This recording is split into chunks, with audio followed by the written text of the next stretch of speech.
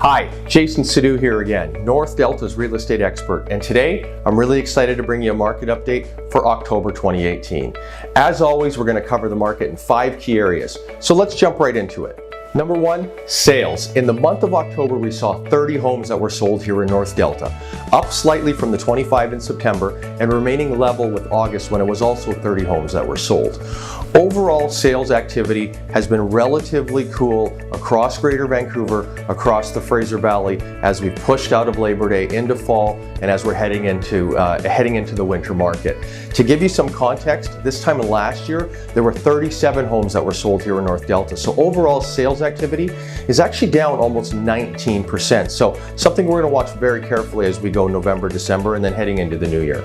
Number 2, new listings. In the month of October, we saw 74 homes come onto the marketplace, down from 92 in September and up slightly from the 63 in the month of August. Now, this time of the year, we tend to see less and less homeowners putting their home on the market as we start to push towards winter and the holiday season.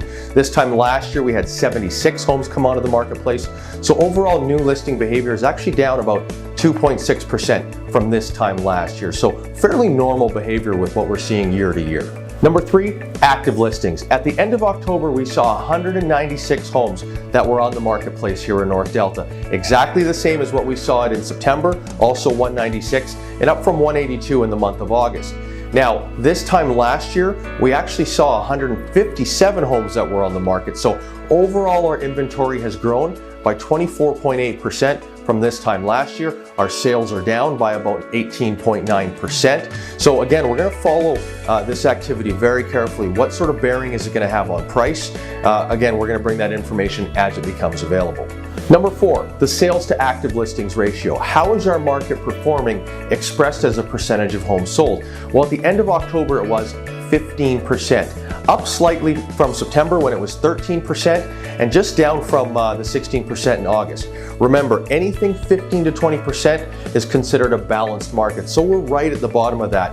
And this uptick from 13 to 15, which technically takes us out of a buyer's market back to a balanced market, really is the result of less homeowners putting their home on the market. September, we saw 92 new listings.